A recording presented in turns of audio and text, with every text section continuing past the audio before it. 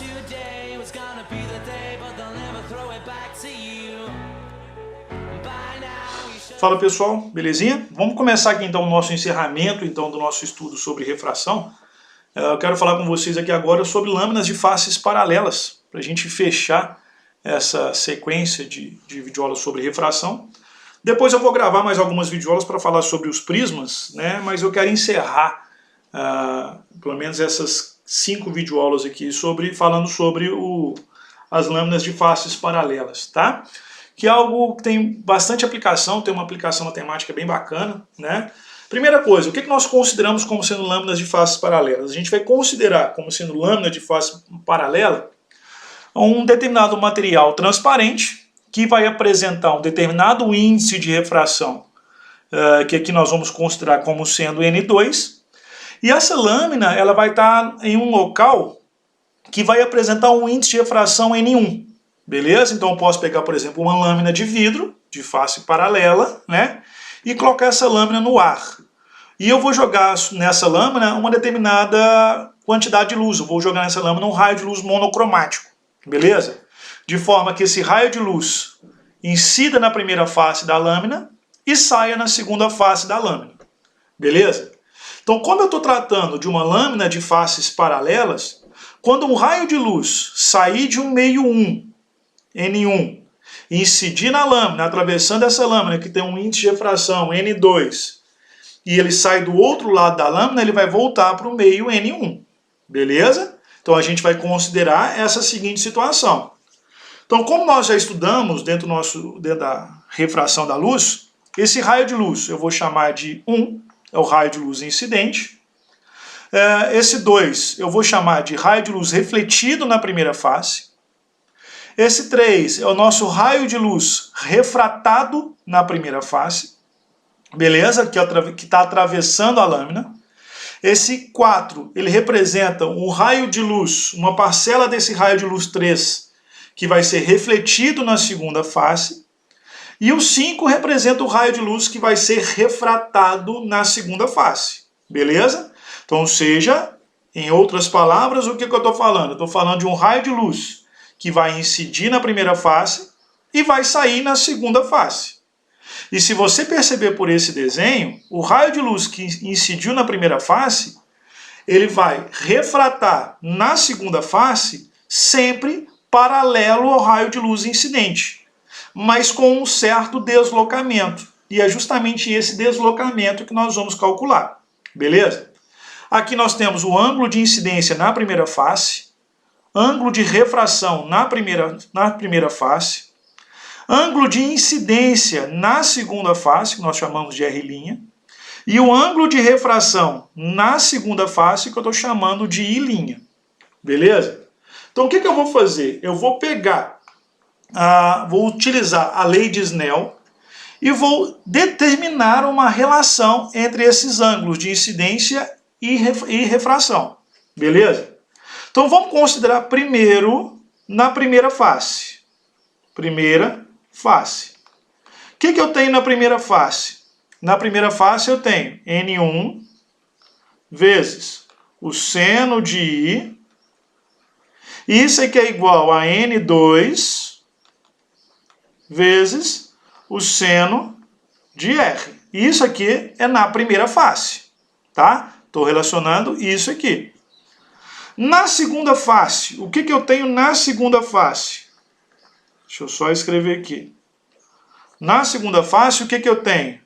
Eu tenho N2 vezes o seno de R', seno de R', estou aplicando a segunda lei da refração, lei de Snell, que é igual a N1 vezes o seno de I', beleza? E uma coisa importante, as retas normais, N1 e N2, elas são paralelas. Como elas são paralelas, o meu ângulo R e o meu ângulo R' são iguais. Eu tenho ângulos alternos e internos, correto? Se esses ângulos são iguais, o que eu posso fazer? Eu posso desconsiderar, beleza? Então eu posso cortar os meus senos de R, porque eles são iguais. Tá bom? Se eles são iguais, o que eu posso fazer? O que eu posso estabelecer? Eu posso dizer o seguinte, então. Então eu posso dizer que N1 vezes o seno de I é igual a N1 vezes o seno de I'. Certo? Tá aqui. Como N1 é igual a N1, é o mesmo meio, o que eu posso dizer? Eu posso cortar. Então eu posso dizer que o seno de I é igual ao seno de I'. Ou seja, o meu ângulo de incidência na primeira face é igual ao meu ângulo de refração na segunda face. Essa é a primeira relação que você precisa entender quando nós temos uma lâmina de faces paralelas. Então, ou seja, quando um raio de luz incide na primeira face, ele vai sofrer refração, atravessando a lâmina, dentro do meio N2, e quando ele vai sair na segunda face, ele vai sofrer outra refração. Então, esse ângulo de incidência na primeira face é igual ao ângulo de refração na segunda face. Beleza? Então, com isso, o que a gente pode dizer? A gente pode dizer o seguinte, que o raio de luz emergente na segunda face, ela é sempre paralelo ao raio de luz incidente na primeira face. O que isso significa? Isso significa dizer o seguinte, que o raio de luminoso que saiu na segunda face, ele não sofre desvio, ele vai ser apenas deslocado lateralmente. Então, ou seja, se você olhar aqui esse raio de luz 3 aqui, ele vai ser o quê? Ele vai sofrer desvio em relação ao 1.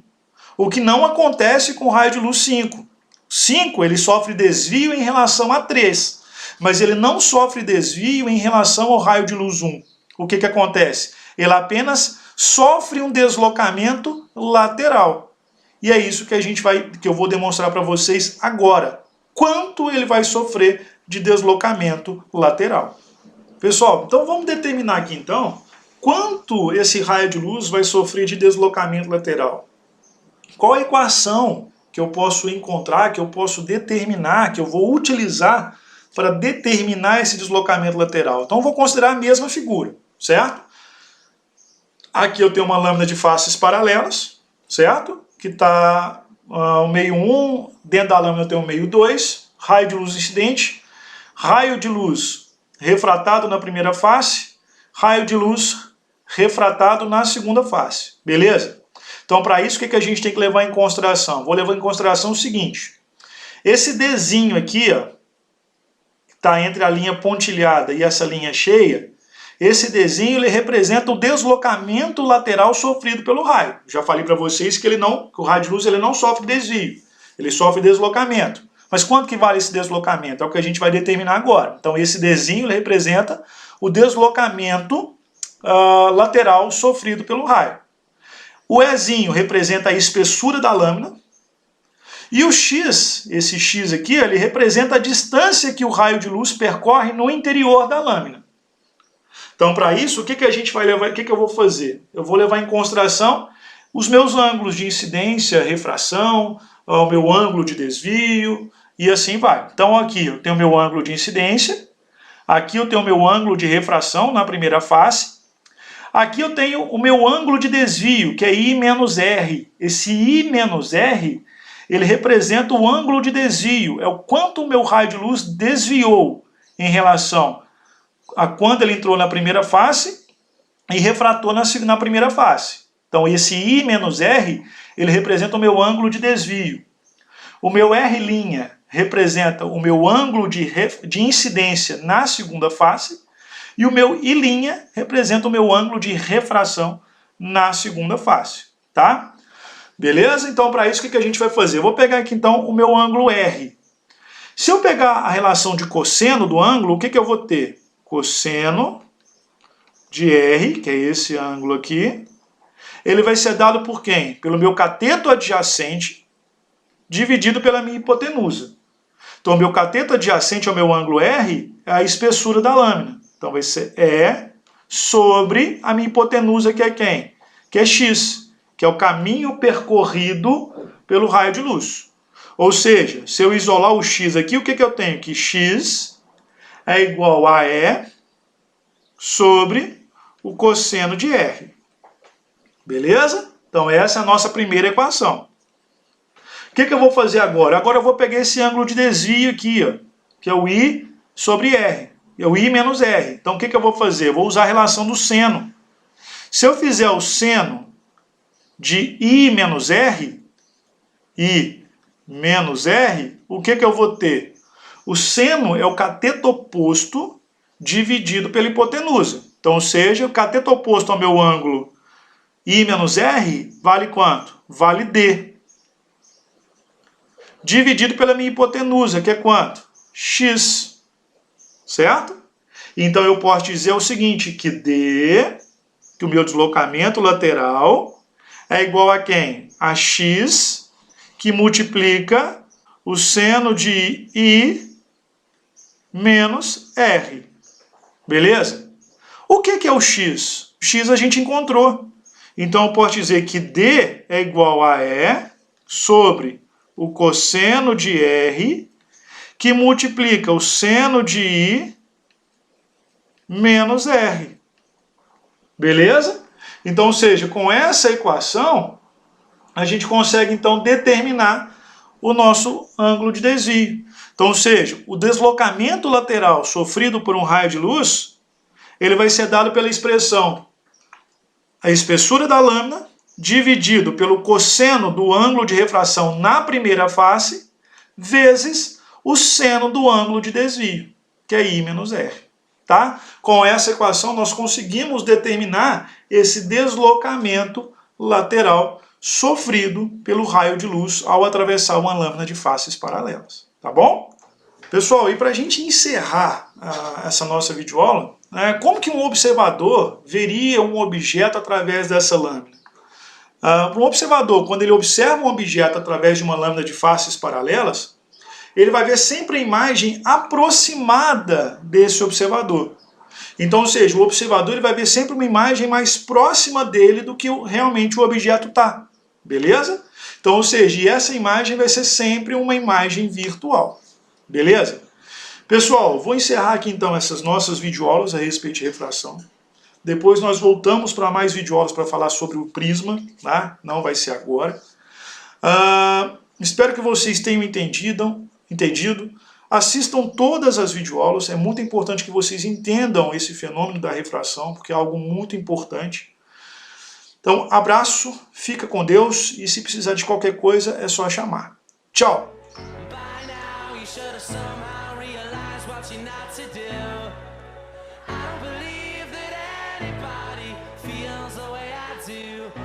You now